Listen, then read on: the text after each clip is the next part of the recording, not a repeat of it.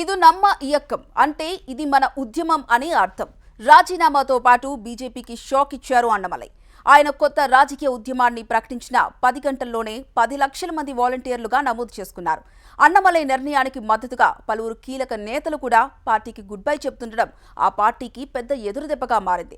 దీంతో కమలదళంలో ఆందోళన మొదలైంది. ముఖ్యంగా నాయకులు, కార్యకర్తలు అన్నమలై బాట పట్టారు. మరోవైపు ఆయన ప్రారంభించిన కొత్త రాజకీయ ఉద్యమానికి ప్రజల నుంచి అనూహ్య స్పందన లభిస్తుండడం రాష్ట్ర రాజకీయాల్లో కొత్త చర్చకు దారితీసింది.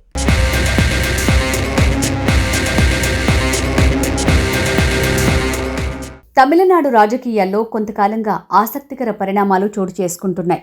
బీజేపీకి కీలక నేతగా ఎదిగి జాతీయ స్థాయి గుర్తింపు తెచ్చుకున్న మాజీ ఐపీఎస్ అధికారి అన్నామలై చివరికి పార్టీతో అనుబంధాన్ని తెంచుకున్నారు.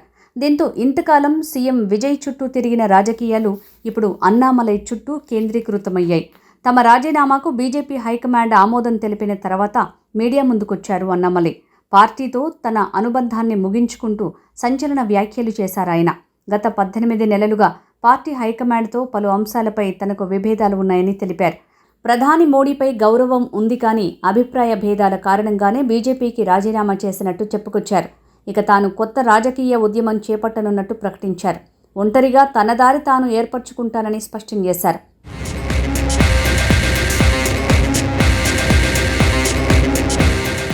తాను మార్పు కోసం బీజేపీలో చేరానని తెలిపారు అన్నామలై. పార్టీ భవిష్యత్తు కోసం ఎంతో కృషి చేశాను. సమాజంలో మార్పు తేవాలని భావించాను. ఎన్నికల్లో బీజేపీ ఒంటరిగా పోటీ చేయాలని కోరుకున్నాను. కానీ అలా జరగలేదు.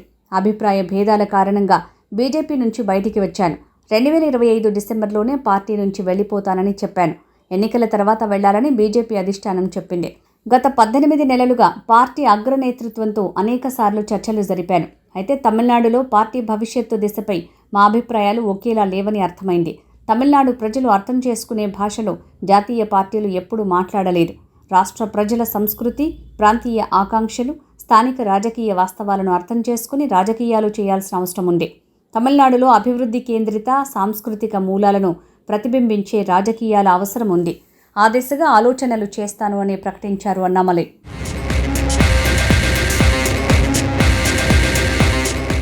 అన్నామలై ప్రముఖ నటుడు రజనీకాంత్ ప్రస్తావన తీసుకొచ్చారు. తాను బీజేపీలో చేరటానికి ముందు రోజు రజనీకాంత్ ఫోన్ చేసి తన రాజకీయ ఉద్యమంలోకి రావాలని ఆహ్వానించారని తెలిపారు. అయితే అప్పటికే బీజేపీకి మాట ఇచ్చినందున సున్నితంగా తిరస్కరించానని వెల్లడించారు. అయితే తమిళనాడు విషయంలో తన అభిప్రాయాలు బీజేపీ నాయకత్వం అభిప్రాయాలతో సరిపోలలేదన్నారు. అందుకే ఇక ఆ పార్టీకి భారంగా మారకూడదనుకున్నానని తెలిపారు. ఇకపై స్వతంత్ర రాజకీయ మార్గంలో ముందుకు వెళ్తానని, తమిళనాడు రాజకీయాల్లో సరికొత్త బాటలు వేసేందుకు పోరాడతానని తెలిపారు. ఇక రాజకీయ ఉద్యమం మొదలు పెడుతున్నాను. ఒంటరిగా నా దారి నేను ఏర్పరచుకుంటాను. భారతీయుడిగా, తమిళుడిగా గర్విస్తున్నానని అన్నారు. తమిళనాడు అస్తిత్వాన్ని వదులుకోలేను. వచ్చే ఎన్నికల్లో పోటీ చేస్తా. తమిళనాడు అభివృద్ధే నా ప్రధాన లక్ష్యమని తెలిపారు అన్నామలై.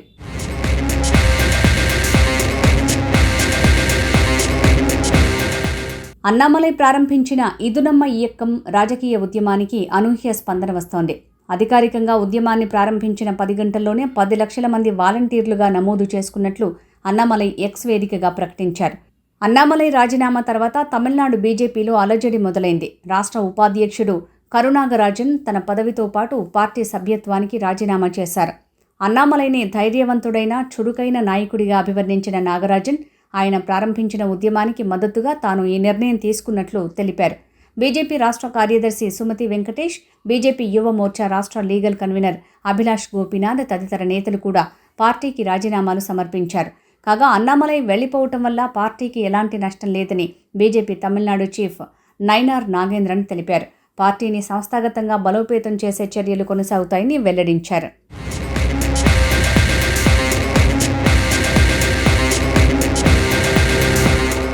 తమిళనాడు రాజకీయాల్లో గత కొన్నేళ్లుగా అత్యంత చర్చనీయాంశమైన నాయకుల్లో అన్నామలై ఒకరు. రాష్ట్రంలో బీజేపీ గురించి గతంలో కంటే ఎక్కువ చర్చ జరగడానికి అన్నామలై ప్రధాన కారణం.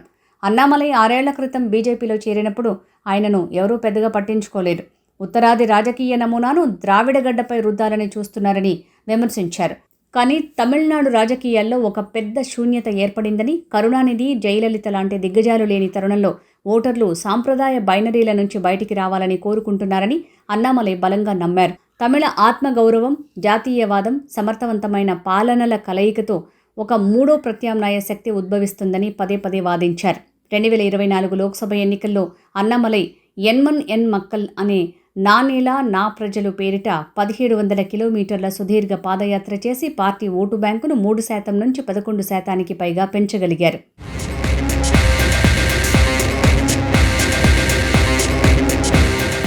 అన్నామలై, అన్నాదురై, జయలలితలపై చేసిన ఘాటు వ్యాఖ్యలు అన్నాడీఎంకేను ఆగ్రహానికి గురిచేశాయి. బీజేపీతో పొత్తు సాగాలంటే అన్నామలైని తప్పించాలని షరతు పెట్టింది. దీంతో 2025లో ఆయన్ని అధ్యక్ష పదవి నుంచి తొలగించి మాజీ మంత్రి వైనార్ నాగేంద్రన్కు బాధ్యతలు అప్పగించారు. 2026 అసెంబ్లీ ఎన్నికల్లో అన్నామలైకి కనీసం పోటీ చేసేందుకు కూడా అవకాశం దక్కలేదు. ఫలితంగా సొంతంగా ఎదగాలనుకున్న బీజేపీ ప్రయోగం అక్కడితో ముగిసింది. పొత్తు పెట్టుకున్న బీజేపీ ఓట్ షేర్ మళ్లీ 3% పడిపోయింది. అన్నామలై బీజేపీని వీడటం అందరినీ ఆశ్చర్యానికి గురిచేశాయి. అన్నామలై ప్రజలతో నేరుగా మమేకమయ్యే సామర్థ్యం, విభిన్న వర్గాలతో మాట్లాడగలిగే నైపుణ్యం, తన వ్యక్తిత్వంతోనే గుర్తింపు పొందిన నాయకుడిగా ఇప్పటికే ఒక ముద్ర వేశారు. ఇప్పుడు తమిళనాడుతో పాటు దూస ప్రజలంతా అన్నామలై తదుపరి కార్యాచరణ ఎలా ఉండబోతోంది అనే అంశంపై దృష్టి పెట్టారు.